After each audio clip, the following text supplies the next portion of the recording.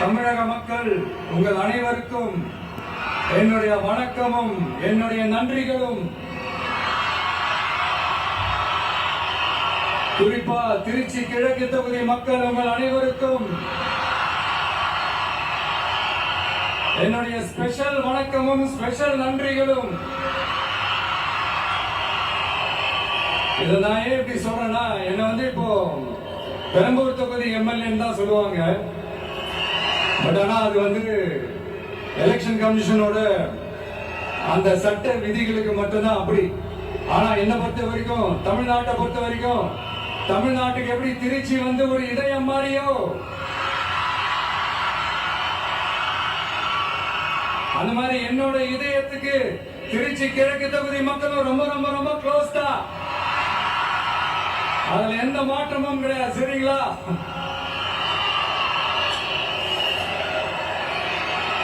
ஆட்சிக்கு சில வாரங்கள் கூட ஆகல. 6 மாசம் அமைதியா இருப்போம்னு சொன்னவங்களா 6 நாள் கூட அமைதியா இருக்க முடியல. ஆட்சிக்கு அரை மணி நேரத்திலே ஆரம்பிச்சிட்டாங்க. பாவம் ஒரு கல்யாண வீட்டுல தான் போய் புலம்பிட்டு இருக்காங்க.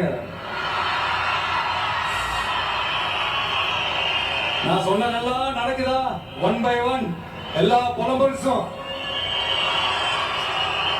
அது மாதிரி இத்தனை வருஷமா மாத்தி மாத்தி உங்களை ஏமாத்திக்கிட்டு இருந்த இந்த 2 பேரையும் வேண்டாம்னு சொல்லி ஒதுக்கிட்டு உங்களுக்காக உண்மையா உழைக்க வந்த உங்க விஜய,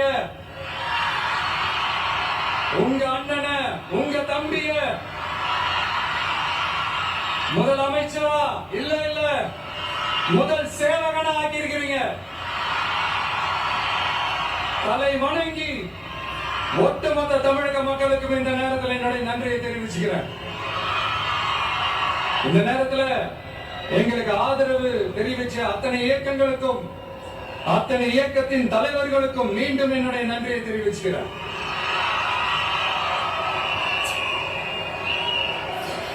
புரட்சி தலைவர் எம்ஜிஆர் அவர்களுடைய முதல் தேர்தலில் கூட இந்த அளவுக்கு ஒரு ஓட் பர்சன்டேஜ் வாங்கல அப்படின்ட்டு நிறைய பேர் சொன்னாங்க. ஆனா நீங்க டிவிக்கு அவ்வளவு நீங்க ஆதரிச்சிருக்கிறீங்க. நான் எம்ஜிஆர் அவர்களோட நான் கம்பேர் பண்ணல. எம்ஜிஆர் தான். ஆனா நாம பெரியார், அண்ணா, எம்ஜிஆர் அவர்கள் வழியில ஒரு அன்பா உழைக்க வந்த உங்க விஜய், அவ்வளவுதான். 1977 நீங்க போடாத ஓட்ட 2026 நீங்க போட்டிருக்கிறீங்க. என்ன ஒண்ணு, இன்னும் கொஞ்சம் அதிகமா ஆதரிச்சிருந்தீங்கன்னா கொஞ்சம் நல்லா இருந்திருக்கும். பரவாயில்ல, ஃபியூச்சர்ல வரப்போற எல்லா தேர்தலையும் உங்களுடைய முழு சப்போர்ட் என்னால வாங்க முடியும்ன்ற அந்த ஒரு நம்பிக்கை இப்போ என் மனசுல ரொம்ப ஆழமா பதிஞ்சிருக்கு.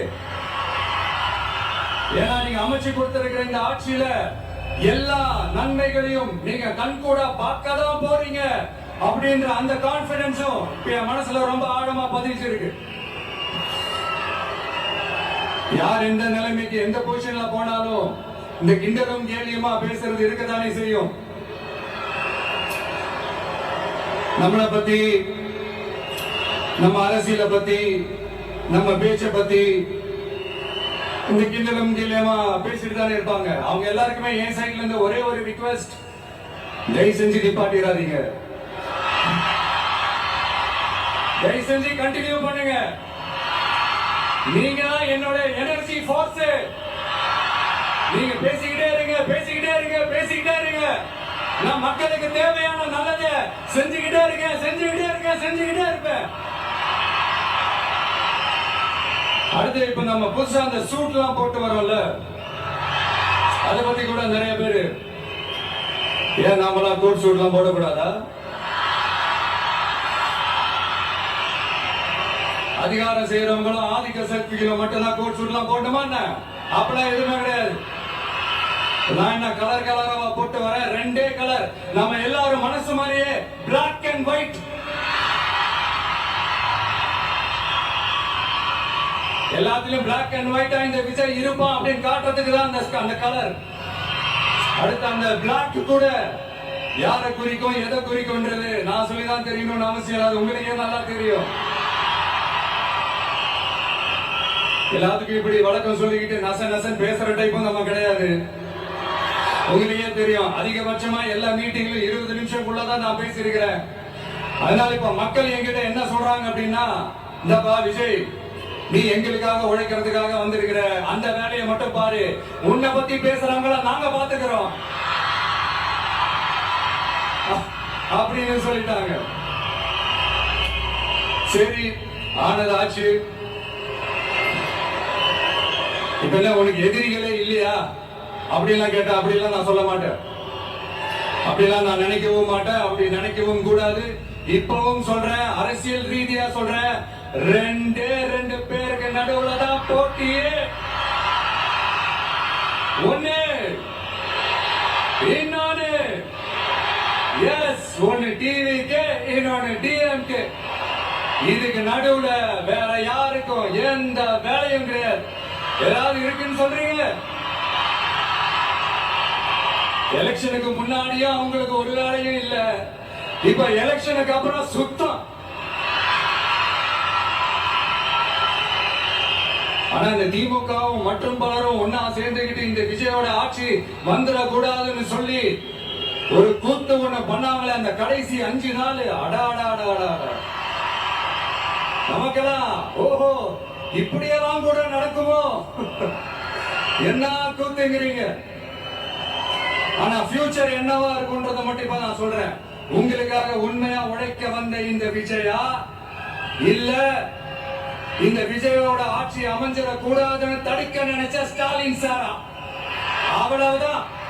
இதுக்கு நடுவுல வேற யாரும் எந்த அல்லும் உள்ள வந்து நம்மளை தடுக்கிறதோ எதிர்க்கிறதோ ஏதாவது பண்ணாங்கன்னா நிர்வாகம் அதுக்கு பொறுப்பு இல்ல ராஜா, நிர்வாகம் அதுக்கு பொறுப்பு இல்ல. ரிசல்ட் என்னவா வரும்ன்றது உங்களுக்கே நல்லா தெரியும். நம்மளை ஏளனமா பேசுறதா நினைச்சு அவங்களுக்கு ஆப்பு வச்சுக்கிறாங்க. திமுக நம்மளை தடுக்க, திமுக நம்மளை எதிர்க்க, திமுக நம்மளை அவமானப்படுத்த அத்தனையும் நமக்கு நன்மையே.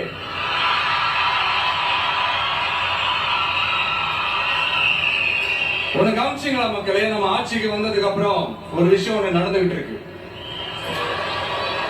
இந்த ஜென்சி தலைமுறையை அட்ராக்ட் பண்றதுக்காக இங்கிலீஷ் தமிழ் கலந்த அறிக்கை அது சொல்ல வந்த நினைச்சீங்களா?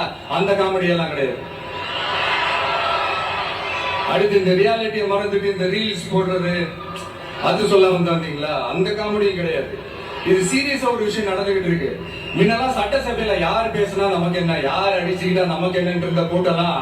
இப்ப சட்டசபையில என்ன நடக்குது, என்ன பேசிக்கிறாங்கன்றது ரொம்ப உன்னிப்பா கவனிக்கிறாங்க. கவனிச்சீங்களா? திமுக ஸ்டைலே சொல்லணும்னா ரீல்ஸ் போட்ட கூட்டம்லாம் இப்ப நியூஸ் பார்த்துக்கிட்டு இருக்கிறாங்க. அதுல நமக்கு சந்தோஷம் தான், பெருமை தான். நம்மளுடைய யங்ஸ்டர்ஸ், நம்ம பெண்கள் எல்லாம் அந்த அரசியல் என்னன்னு தெரிஞ்சுக்கணும், அந்த அரசியல் என்னன்னு புரிஞ்சுக்கணும்னு அப்படி ஒரு விழிப்புணர்வு ஏற்பட்டிருக்கு. அதுல எங்களுக்கு சந்தோஷம் தான். இதெல்லாம் யாரால நடந்திருக்கின்றது நான் சொல்லிதான் உங்களுக்கு தெரியணும்னு அவசியம் இல்ல, அது உங்களுக்கு நல்லா தெரியும். இப்படிப்பட்ட நம்ம தெய்வங்களை, இப்படிப்பட்ட நம்ம மக்களை தற்குறின்றது இன்னமும் சொல்லிக்கிட்டு இருக்கிறாங்க. நான் காஞ்சிபுரத்துல சொன்னதான் இங்க நான் திரும்ப ரிப்பீட் பண்றேன். நீங்க தற்குறின்னு சொன்னீங்களே, அவங்கதான் உங்களோட அரசியல் வாழ்க்கையே ஒரு கேள்விக்குறி ஆக்கி இருக்கிறாங்க. கேள்விக்குறி ஆக்கிட்டாங்க, இன்னமும் ஆக்க போறாங்க. அன்னைக்கு நான் சொன்னப்போ சிரிச்சவங்க எல்லாம் இன்னைக்கு என்ன பண்ண போறாங்களோ? உண்மையை சொன்னாதான் அந்த கூட்டத்துக்கு கசக்குமே. உண்மையிலே நீங்க மக்கள் மனசை புரிஞ்சு வச்சிருந்தீங்கன்னா நீங்க இப்படி மக்களை தப்பாவே பேசிருக்க மாட்டீங்க. அது என்ன, அப்புறம் அரசியல் புரிதல் இல்லாம மக்கள் நமக்கு ஓட்டு போட்டுட்டாங்களாம். இந்த கவர்ச்சியில மயங்கி மக்கள் நமக்கு ஓட்டு போட்டுட்டாங்களா? நான் என்ன, சரி விடுங்க.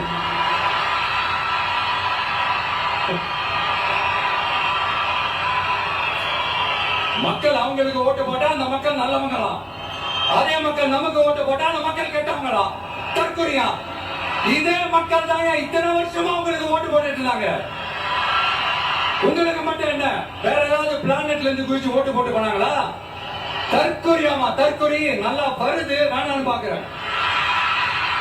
எங்க அண்ணன் விஜயகாந்த் அண்ணன் சொல்ற மாதிரி அண்ணா அவர்கள் ஆரம்பிச்ச கட்சியை ஒரு அடிமை கூடாரம் ஆக்குனது யாருங்க சார்? இப்படி எல்லாம் ஆக்கிட்டு உண்மையை சொல்லு உடன்பிறப்பேவா. உங்களோட அந்த உண்மையான உடன்பிறப்புக்கெல்லாம் என்ன சொல்றாங்க தெரியுமா சார்? திமுக இப்படி ஆனதுக்கு காரணம், அந்த காரணத்தை வெளியில எல்லாம் போய் தேடாதீங்க, உங்க குடும்பத்துக்குள்ளேயே கேளுங்கிறாங்க. உங்களுக்காக மாடா உழைச்சி தேய்ச்சி போய் கிடக்கிறோம். திமுக இப்படி ஆனதுக்கு காரணம் உழைக்காம சொகுசா இருக்கிற உங்க குடும்பத்துக்குள்ளேயே போய் கேளுங்கிறாங்க. ஒவ்வொரு திமுக தொண்டனும் அதை சொல்றாங்க. அதை புரிஞ்சுக்காம நம்மளையும் நம்ம மக்களையும் தப்பா பேசிக்கிட்டு நீங்க மக்களை தப்பா பேசுனீங்கன்னா இந்த விஜய் வந்து கேள்வி கேட்பான், சும்மா இருக்க மாட்டான். இந்த விஷயம் தமிழ்நாட்டு மக்களும் வேறு வேறு இல்லை. இந்த விஜய் தான் தமிழ்நாட்டு மக்களோட ஒரு உண்மையான ஒரே பிரதிநிதி. இது இன்னைக்கும் சரி, நாளைக்கும் சரி, நாளன்னைக்கும் சரி, இதுதான் நிஜம். மறுபடியும் சொல்றேன், நமக்கு மக்களுக்கும் இடையே இருக்கிற இந்த பூர்வ ஜென்ம பந்தத்தை, அந்த உறவை ஏதோ இந்த சதிகள் சூழ்ச்சிகள் பண்ணி யாராலையும் எதுவும் கெடுக்கவே முடியாது. கிடைக்க ட்ரை பண்ணீங்க. நம்ம ஆட்சிக்கெல்லாம் வரதுக்கு முன்னாடி என்ன சதிகள் என்ன சூழ்ச்சிகள் என்னெல்லாம் பண்ணி எப்படி எப்படிலாம் தடுத்துடலான்னு. ஆனா இப்ப ஆட்சிக்கு வந்த இந்த சாமானிய மக்கள் ஆட்சிய நீங்க இந்த எதிர்கட்சியா இருக்கும் போது ஒண்ணு யூஸ் பண்ணுவீங்கல்ல, இந்த பழைய டெக்னிக், அதெல்லாம் யூஸ் பண்ணி நம்மளையும் மக்களையும் பிரிச்சலாம்னு நினைச்சீங்கன்னா அது ஒரு காலம் நடக்காது. மக்கள்லாம் ரொம்ப தெளிவாயிட்டாங்க சார், ரொம்ப தெளிவாயிட்டாங்க. அதனால ஒரு ஆக்கப்பூர்வமான ஒரு எதிர்கட்சியா செயல்பட்டு மக்கள் மனசை வெல்ல பாருங்க. கடைசி லாஸ்ட் 1 மந்தா நடந்த ஒரு சில விஷயங்கள் உங்ககிட்ட நான் ஷேர் பண்ணணும்னு ஆசைப்படுறேன். இந்த 200 யூனிட் மின்சாரம், கட்டணமில்லா மின்சாரம் அறிவிச்சோம். அதுல ஆல்ரெடி இருந்த 100 யூனிட் திமுக கொடுத்தது கிடையாது. மேடம் ஜெயலலிதா மேடம் இருந்தப்போ செஞ்சுட்டு போனது. ஸ்டாலின் சார் பதவி போன அந்த கடுப்புல அறிக்கையா விட்டு தள்ளிட்டு இருக்கிறாரு. என்ன பண்ணீங்க உங்களோட ஆட்சியில? மக்கள் பணத்தை, டாஸ்மாக்ல இருந்து அடிச்ச அந்த பணத்தை, ஊழல் செஞ்ச அந்த ஃபைல க்ளோஸ் பண்றதுக்கு அலையா அலைஞ்சீங்க. ஆனா இந்த விஜய் மக்களுக்கு தொந்தரவா இருக்கிற அதே டாஸ்மாக க்ளோஸ் பண்ணா. விவசாயிகளோட அந்த கடனை தள்ளுபடி மேக்ஸிமம் இந்த 1 மந்த்ல என்ன செய்ய முடியுமோ அதை செஞ்சான். நீங்க தான் அந்த நிதி சம்பந்தமா இருக்கிற எல்லா கேட்டையும் லாக் பண்ணி வச்சுட்டு போயிருக்கிறீங்க. அதை சரி செய்ய வேணாமா? அதை ஒழுங்குபடுத்த வேணாமா? அதனால மறுபடியும் சொல்றேன், இந்த விஜய் பொய் சொல்லி ஏமாத்துறதுக்காக அரசியலுக்கு வரல. உங்க கூடவே நிக்கிறதுக்காக மட்டும்தான் அரசியலுக்கு வந்திருக்கிறேன். அதுல எந்த மாற்று கருத்துமே கிடையாது. கவலையே படாதீங்க விவசாய பெருமக்களே. அடுத்து இந்த சட்டம் ஒழுங்கு, அது சரியில்லை இது சரியில்லைன்னு சொல்லி திமுகவும் மற்றும் பலரும் மாறி மாறி கூவுறீங்க. நான் ஒண்ணு கேக்குறேன், இந்த மாடல் அரசுன்னு சொல்றீங்களே, அதுல என்ன செஞ்சு வச்சுட்டு போயிருக்கீங்க? ஒரு ஊரு விடாம, ஒரு தெரு விடாம போதை பொருள் கலாச்சாரம் அப்படியே ஸ்ப்ரெட் ஆகி கொட்டி கிடக்குது. அது அப்பவே இனிஷியல் ஸ்டேஜ் அதை நீங்க கண்ட்ரோல் பண்ணிருந்தீங்கன்னா இத்தனை பெண்களை இழக்க வேண்டிய ஒரு சூழ்நிலை ஏற்பட்டிருக்குமா? எல்லாத்தையும் பண்ணிட்டு பழி தூக்கி ஏன் மேல போடுறாங்க? நீ என்ன பழி நம்ம மேல போட்டாலும் மக்கள் நிம்மதியா வாழக்கூடிய அந்த செயலை கண்டிப்பா இந்த விஜய் செஞ்சுதான் காட்டுவான். அதுக்காக எஃபிஷியன்டான போலீஸ் ஆபீசர்ஸ் நான் அப்பாயிண்ட் பண்ணிருக்கிறேன். எஃபிஷியன்டான அந்த போலீஸ் ஆபீசர்ஸ் டீம் நான் அப்பாயிண்ட் பண்ணிருக்கிறேன். பெண்கள் பாதுகாப்பான அந்த சிங்கப்பெண் காவல் படை நெக்ஸ்ட் வீக் அதை இனாகரேட் பண்ண போறோம். தப்பு செஞ்சவங்களுக்கான தண்டனை, அதுக்கான சார்ஜ் ஷீட் எல்லாமே ரொம்ப ஃபாஸ்டா, ரொம்ப ஸ்பீடா செய்யறதுக்கான அந்த வேலையை செய்ய சொல்லி இருக்கிறோம். கோர்ட்ல கூட தப்பு செஞ்சவங்களுக்கான அந்த கடுமையான தண்டனை வாங்கி கொடுக்கிறதுக்கான அந்த வேலையையும் ரொம்ப சீக்கிரமா செய்ய சொல்லி இருக்கிறோம்.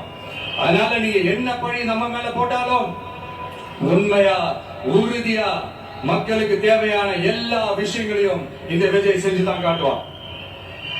இப்படி எல்லாம் நம்ம சொல்றதுனால இவங்க என்ன சொல்லுவாங்க தெரியுமா? அவங்கதான் ஆட்சியிலே இல்லையே, அப்புறம் ஏங்க அவங்கள குறை சொல்றீங்க அப்படின்னு கேட்பாங்க. வேர்ல வெந்நிய ஊத்திட்டு போனவங்கள வெளிச்சம் போட்டு காட்டாம பின்ன வேற என்ன சொல்லுவாங்க? இதெல்லாம் மக்கள் கிட்ட நம்ம தெளிவா எடுத்து சொல்லணும் இல்லையா? அதுக்காக நான் இதெல்லாம் சொல்லிட்டு இருக்கிறேன். நம்ம மக்களுக்காக இவ்வளவு வேலை பார்க்கிறோம், ஆனா இவங்க அதையெல்லாம் விட்டுட்டு குதிரை பேரம் பண்றாரு, அது பண்றாரு, இது பண்றாருன்னு சொல்லிட்டு தப்பு தப்பா கதையெல்லாம் அடிச்சு விட்டு இந்த தீய சக்தியும் தீந்து போன சக்தியும் அதாங்க திமுகவும் மற்றும் பலரும் ஒன்னா சேர்ந்துகிட்டு திருட்டுத்தனமா யாருக்கும் தெரியாம ஒரு ஓரமா மூலையில உட்கார்ந்துட்டு பேரம் பேசி கூட்டு சேர்ந்து ஆட்சி அமைச்சு கொள்ளையடிக்க திட்டம் போட்டாங்க. அது ஏன் தெரியுமா? உங்களோட இந்த டிவிக்கு ஆட்சி அமைஞ்சா அவங்க பொழப்பே போயிடும். அந்த கொள்ளையடிக்கிறது, லஞ்சம், ஊழல் எல்லாமே கத்தம் கத்தம். அதாங்க காரணம். அடுத்து ஸ்டாலின் சார், திமுக வந்து இப்போ தீய சக்தி மட்டும் இல்ல, மக்களை விட்டு ரொம்ப தூரமா போன தூர சக்தி, ஓர சக்தி, கோர சக்தி, பார சக்தி. நீங்க எப்போ இந்த தீந்து போன சக்தியோட நீங்க கூட்டு சேர்ந்துகிட்டு ஆட்சி அமைக்கணும்னு நினைச்சீங்களோ, அப்பவே இந்த திமுக தூர்த்து போன சக்தியாகவும் ஆயிடுச்சு. நீங்களா நம்மளை பத்தி அவதூறு பேசலாமா சார்? இது நியாயமா? மக்களை இவ்வளவு பெரிய மக்கள் சக்தி நம்மளோட இருக்கும் போது நமக்கு எதுக்கு வேற அரசியல்? எலெக்ஷன்ல 50-60 வருஷமா இருந்த சாதிய உடைச்சிருக்கிறோம், மதத்தை உடைச்சிருக்கிறோம், காசு கொடுத்த ஓட்டு வாங்கறத உடைச்சிருக்கிறோம். நாம எது செஞ்சாலும் கான்ஸ்டிடியூஷன்ல தான் செய்வோம். நாம சிங்கிள் மெஜாரிட்டி வாங்கி இருந்தாலும் நம்மள நம்பி முறையா கூட்டணியில கட்சியில ஆதரிக்க வர்றவங்களை அரவணைச்சுதான் இருப்போம். நான் இப்பவும் மீண்டும் டிக்ளேர் பண்றேன், டிவிகே ஆட்சி எந்த பாகுபாடும் இல்லாம எல்லாருக்குமான ஒரு ஆட்சியா தான் இருக்கும்.